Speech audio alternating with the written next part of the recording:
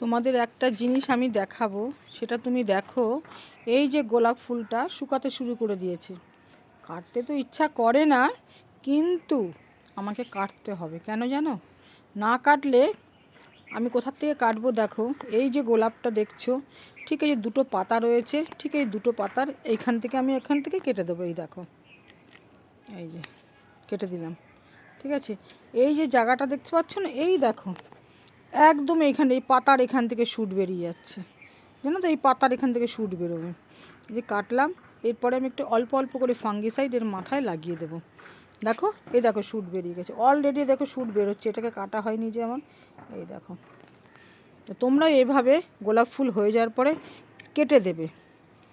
ঠিক আছে, না কাটলে কি বলো তো, দ্বিতীয় দফায় গোলাপ ফুলের জন্যে তৈরি হতে পারবে না। মানে এরপরে যে গোলাপ ফুলটা আমি নেব না আবার, এই দেখো এটাকে এইভাবে কাটছি আমি। দেখো এইভাবে, এই দেখো কেটে দিচ্ছি। এই দেখো অলরেডি এটা শ্যুট বেরিয়ে গেছে, দেখো সাইড থেকে। এই দেখো, এই যে কেটে দিলাম। এই শ্যুটটা না বেরোলে কি বলো তো, দ্বিতীয় দফায় আমাকে আর ফুল দেবে না, এই জানো তো? এই দেখো, এই দেখো ঠিক এখান করে কেটে দেবে। জানো তো, খুব কষ্ট হয় কাটতে, কিন্তু কোনো উপায় নেই, জানো তো? এই দেখো, এই যে এই যে এখান থেকে কাটবে, এখান থেকে। এই যে দুটো পাতা লাস্ট রয়েছে, ঠিক এখান থেকে গোলাপটাকে কেটে দেবে। এই গোলাপটা থাক, এটা তো নতুন গোলাপ। মোটামুটি ধরো অনেকগুলো গোলাপ হয়েছিল, তো প্রচুর গোলাপ হয়েছিল, এবং আমাকে বাধ্য হয়ে কাটতে হচ্ছে এখন। না কাটলে হবে না, মায়া করলে তো হবে না। গাছের এখন ফুল পড়ে গেছে, এই যে অনেক ফুল এসেছিলো, অনেক ফুল সব আমি কেটে দিলাম মোটামুটি। এবং নতুন পাতা এসে যাবে এরপরে। যখনই লাল পাতা গাছে আসবে, তখন তোমরা ভাববে তোমার গাছ সতেজ আছে। এবং এই যখনই লাল পাতা এসে যাবে না, তারপরে লাল পাতার আগায় তোমাদের কড়ি এসে যাবে, জানো তো? কড়ি আসলেই ফুল দেবে, কিচ্ছু করার নেই। কষ্ট হচ্ছে, দেখো কত ফুল পড়ে আছে, কিন্তু কি করব বলো? কাটতে তো হবেই। মায়া করলে কিছু করার নেই। মায়া করলে কি আমাকে হবে? মায়া করলে আমাকে হবে না। এই দেখো, এই যে গোলাপ ফুলটা দেখো পড়ে গেছে, এটা ঠিক এখান থেকে কেটে দিচ্ছি। এই যে, এই দেখো কেটে দিলাম। আর এখান থেকে শ্যুটটা বেরিয়ে যাবে, জানো তো? যত শ্যুট বেরোবে তত আমার ফুল গাছে ফুল আবার দেবে, হ্যাঁ না?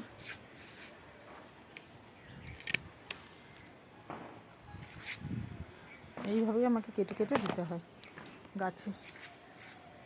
আজকে এখান থেকে তুলে নিয়ে গেছিলাম। এই ফুলগুলোও গেছে, কাটার সময় হয়ে গেছে, কিন্তু প্রাণে আর চাইছে না এদের আমি কাটি, বিশ্বাস করো। এত সুন্দর গোলাপ, এত সুন্দর গোলাপ, কি বলবো। দেখো শুকোতে শুরু করে দিই, এই দেখো কেমনভাবে ঝরে দেখো নিচে পড়ে গেল। তোমাদের কষ্ট হচ্ছে না বলো এই গোলাপগুলো পড়ে যাওয়াতে? কিন্তু কিচ্ছু করার নেই। এই দেখো গাছ ঝাঁকি দিচ্ছি, এই দেখো পড়ে যাচ্ছে। কেটে দিই বলো এটা? এই যে এই দুটো থাকুক, কালকে ঠাকুরকে তুলে নিয়ে দেবো। পাপড়িগুলোই দেবো, পাপড়ি দিয়েই পুজো দেবো, কোনো ব্যাপার না। প্রাণের চেয়েও বেশি দাম এদের আমার কাছে।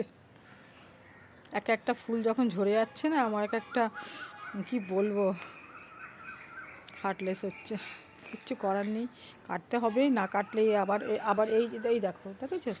এই দেখো জাস্ট এই দেখো, এই দেখো কেটে দিলাম। এর পাশ থেকে এই যে বেরোচ্ছে, এই যে এটা বেরোচ্ছে, এখান থেকেই নতুন গাছের ডাল বেরোবে এবং ফুলও আমাকে দেবে।